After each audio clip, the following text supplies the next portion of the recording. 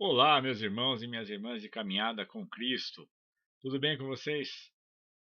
Mais um momento de reflexão aqui pelo nosso grupo do WhatsApp, mais uma mais um capítulo do nosso livro, e é com muita alegria que a gente dedica esse vídeo a vocês. Sempre lembrando que a nossa intenção é estudar esse livro e tentar tirar a parte prática desse ensino para a nossa vida.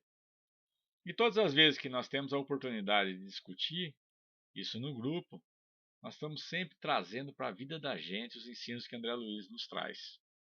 Toda a experiência que André Luiz adquire e passa nos livros, nós aproveitamos também de um jeitinho nosso, tentando colocar para nós mesmos, né, os exemplos que ali são citados, ou inclusive as experiências, né, que são muitas, quando ele conversa com outras pessoas.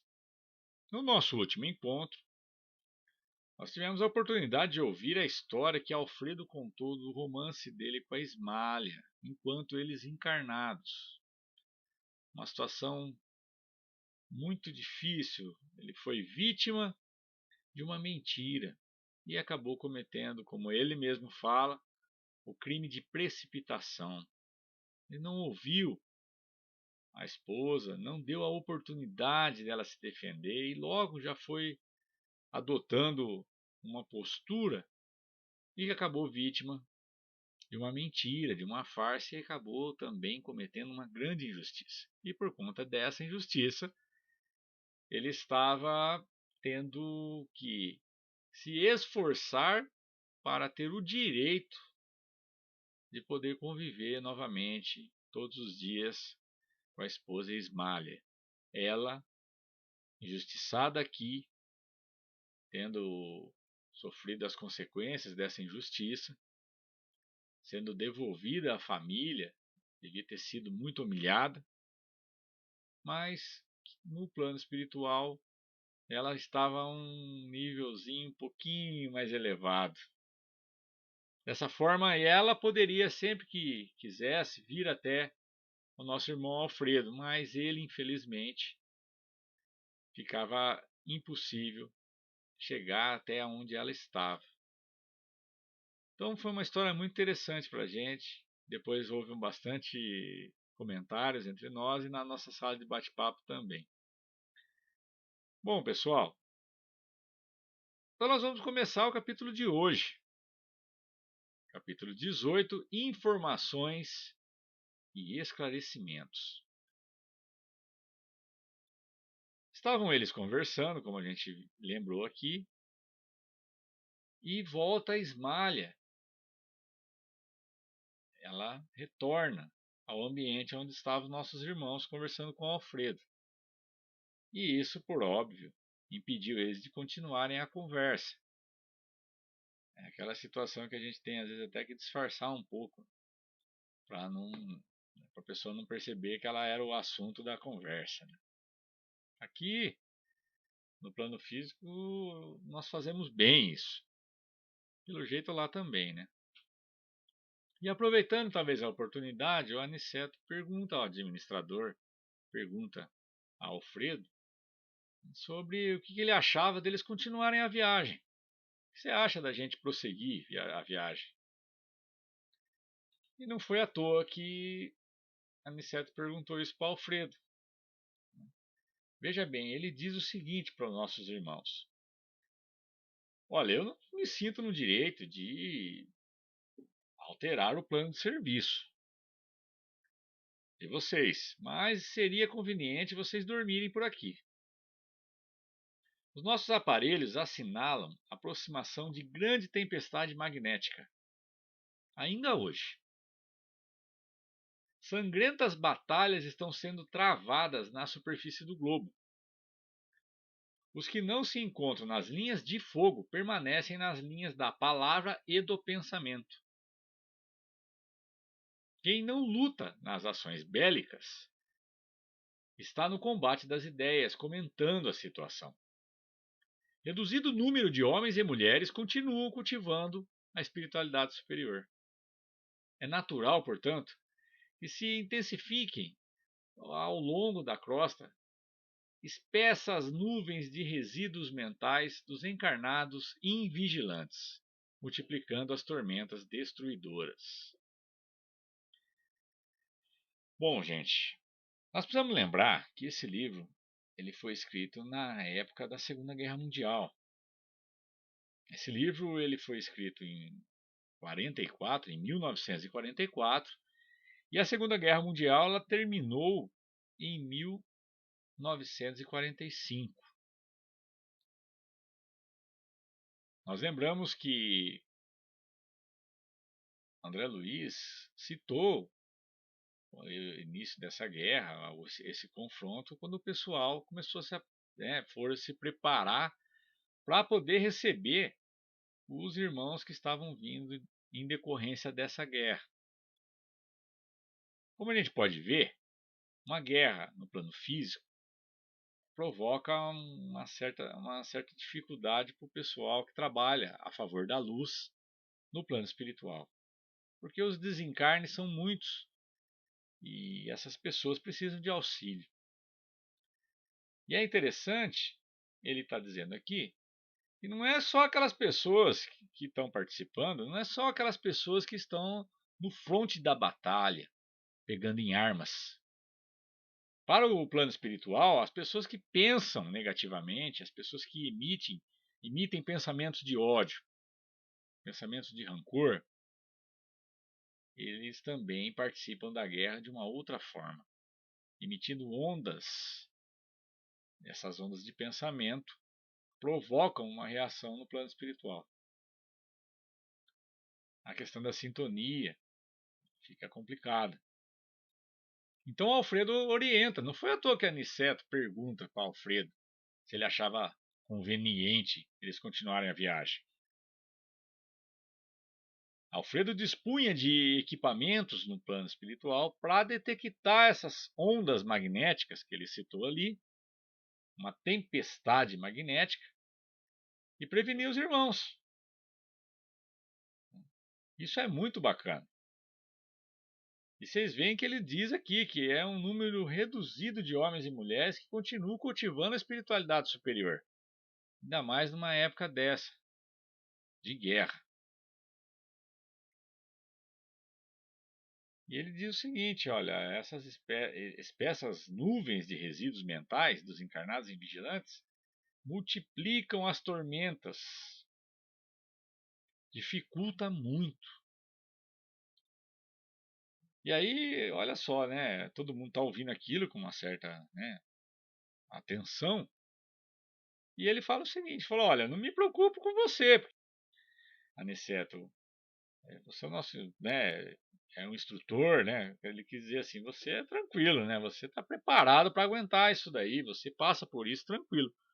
Mas os dois amigos seriam desagradavelmente surpreendidos. E Aniceto concordou com ele. Não, realmente, tem razão, você tem razão, né? E esboçando uma expressão de quem está, né, bem, né? Ele diz o seguinte: avalio o sacrifício dos nossos companheiros espirituais nos trabalhos de preservação da saúde humana. Aniceto sabia, conhecedor do trabalho que a equipe espiritual tem para manter a saúde, as ondas, a limpeza que precisa ser feita no campo mental. E aí o nosso amigo, que é Alfredo, ele fala assim, são grandes servidores. De quando em quando observo-lhes pessoalmente os núcleos de atividade santa. A humanidade parece preferir a condição de eterna criança. Do ponto de vista espiritual, certamente somos crianças ainda. Faz e desfaz os patrimônios da civilização como se brincasse com bonecos. Nossos amigos suportam pesados fardos de serviço para que as tormentas magnéticas, invisíveis ao olhar humano, não se disseminem vibrações mortíferas a se traduzirem pela dilatação de penúrias e muito sofrimento da guerra e por epidemias sem conta. As colônias espirituais da Europa, assim, aquelas que estão no nosso nível, estão sofrendo amargamente para obterem as necessidades gerais. E ele cita que já começamos a receber grandes massas de desencarnados, como aconteceu no nosso lar, em consequência dos bombardeios. Nosso lar, pela missão que lhe cabe, ainda não pode imaginar todo o esforço que o conflito mundial vem exigindo da nossa colaboração nas esferas mais baixas. Lembremos que os postos de socorros, eles se encontram num nível mais inferior que o nosso lar. Ele está num nível mais inferior. Ele cita que o nosso lar não tem ideia a briga que está sendo para eles ali, né? Naquele setor, naquele nível de vibração. Os postos de socorros de várias colônias ligadas a nós estão superlotados de europeus desencarnados violentamente, em decorrência da guerra. Fomos notificados de que as súplicas da Europa dilaceram o coração angélico dos mais altos cooperadores de nosso Senhor Jesus Cristo. Aos terríveis bombardeios na Inglaterra, na Holanda, na Bélgica e na França, sucedem-se outros de não menos extensão. Guerra é uma coisa terrível. É terrível. Depois de reiteradas assembleias dos nossos mentores espirituais, resolveu-se providenciar a remoção de pelo menos 50% dos desencarnados na guerra em curso para os núcleos americanos. Temos aqui o nosso campo de concentração com mais de 400. E Aniceto diz o seguinte: mas não há dificuldade no socorro a essa gente? E a questão da linguagem? Ele respondeu: os serviços de socorros, apesar de intensos na Europa, têm sido muito bem organizados. Para cada grupo de 50 infelizes, as colônias do Velho Mundo fornecem um enfermeiro instrutor, para quem nos possamos entender de modo direto. Desse modo, o problema não pesa tanto, porque nossa parte de colaboração consta de fornecimento de pessoal de serviço e de material de assistência. Então tinha alguém ali que servia para instruir aquelas pessoas. A questão da linguagem era resolvida dessa forma. Não tinha muitos problemas. E o nosso amigo Vicente diz o seguinte: mas não seria, porém, mais justo que os desencarnados dessa espécie fossem mantidos nas próprias regiões do conflito? Uma colônia espiritual, de repente, lá na Europa? E o Alfredo explicou o seguinte: olha, nossos instrutores mais elevados são de parecer que essas aglomerações seriam fatais à coletividade dos espíritos encarnados.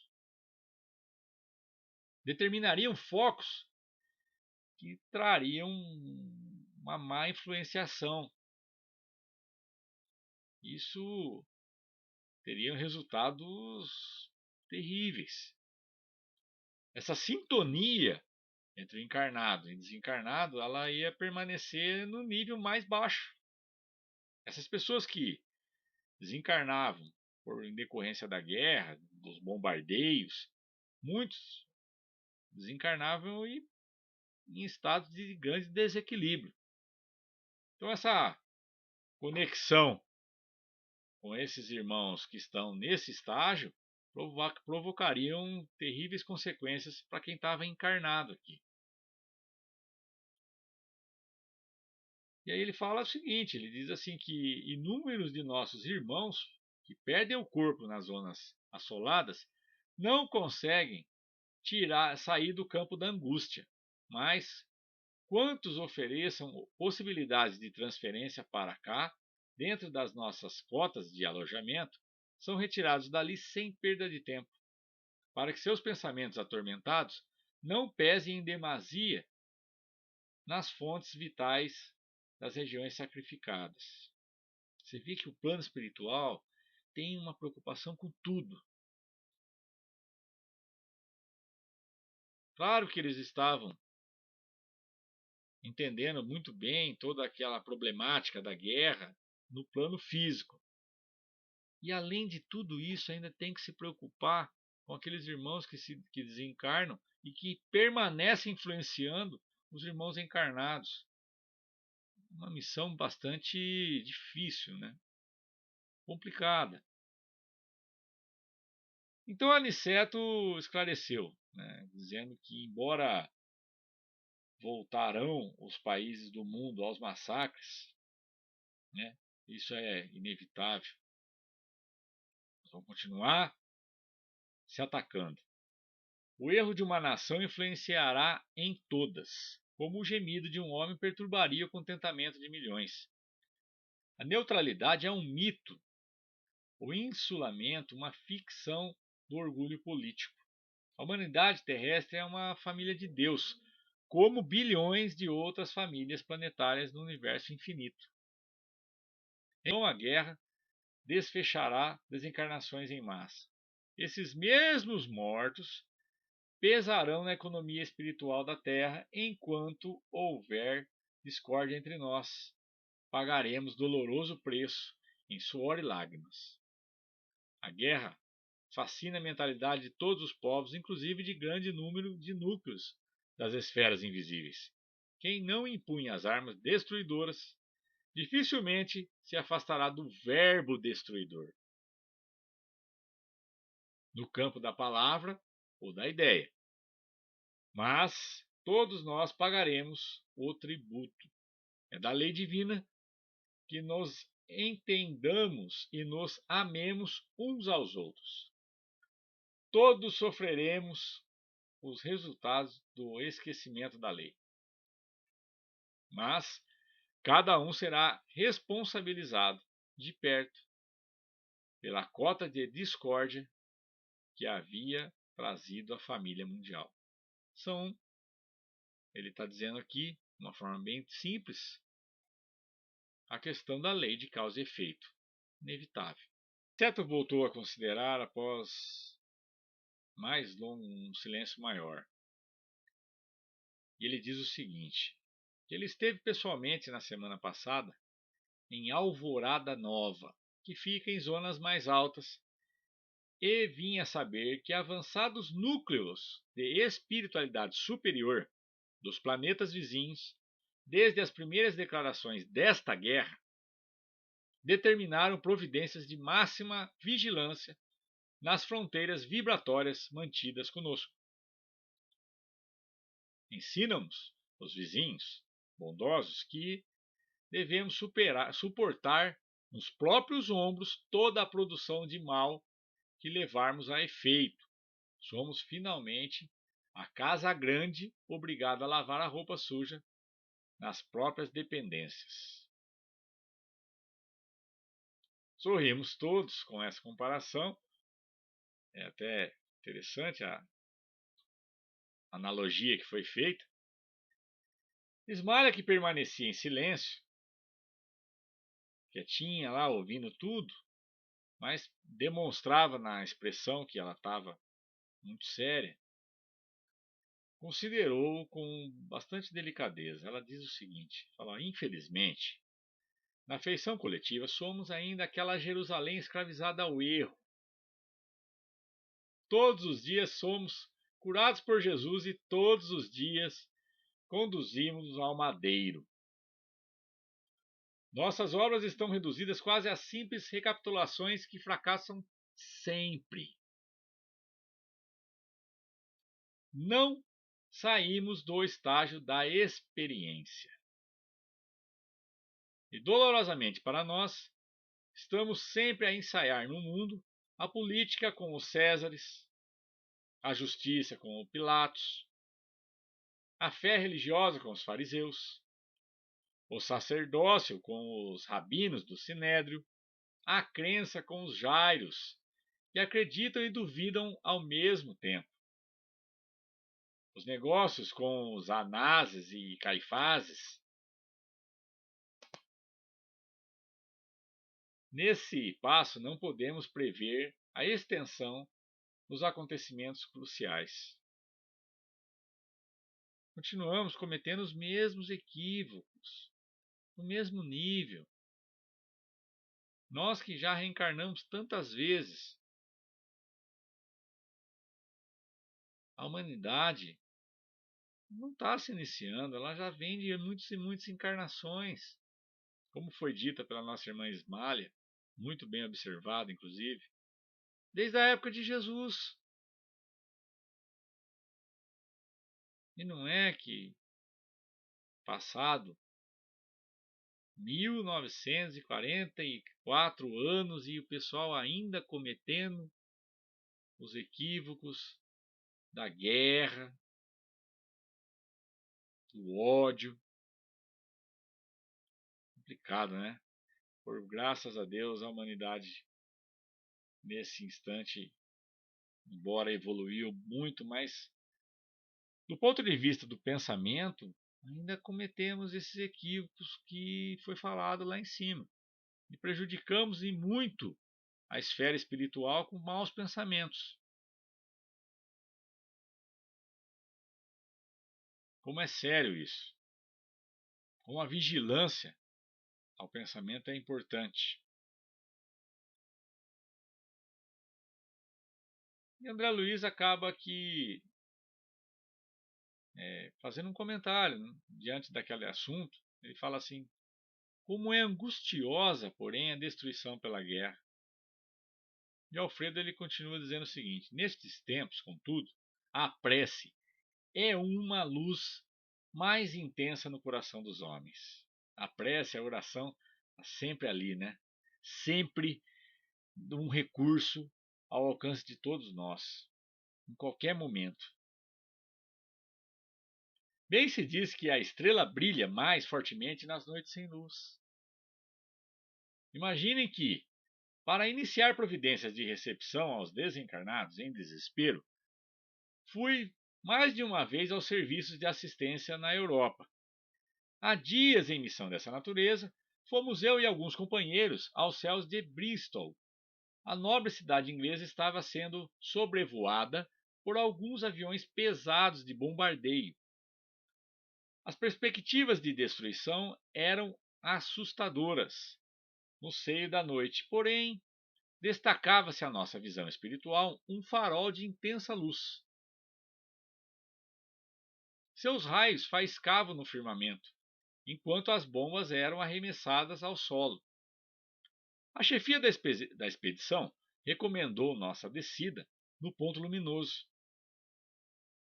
Com surpresa, verifiquei que estávamos numa igreja, cujo recinto devia ser quase sombrio para o olhar humano. Certamente todos estavam no escuro, para não chamar atenção. Mas altamente luminoso para nossos olhos. Notei, então, que alguns cristãos corajosos reuniam-se ali e cantavam hinos. O ministro do culto lera a passagem dos Atos em que Paulo e Silas cantavam à meia-noite na prisão, e as vozes cristalinas elevavam-se aos céus, em nota de fervorosa confiança. Enquanto rebentavam estilhaços lá fora, as bombas explodiam, os discípulos do Evangelho cantavam unidos em celestial vibração de fé viva. Nosso chefe mandou que nos conservássemos de pé diante daquelas almas heróicas que recordavam os primeiros cristãos perseguidos em sinal de respeito e reconhecimento. Ele também acompanhou os hinos e depois nos disse que os políticos construiriam os abrigos antiaéreos, mas que os cristãos edificariam na terra os abrigos antitrevosos. Ai, gente, olha só isso.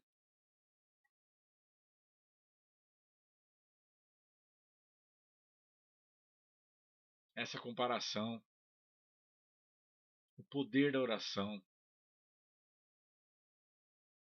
Fiquem imaginando a coragem desses irmãos. Estavam ali reunidos em prece, diante de um momento tão difícil como aquele, e explosões acontecendo. Assistir filme de guerra é muito comum. Nós ouvirmos, já certamente todos já devem ter assistido.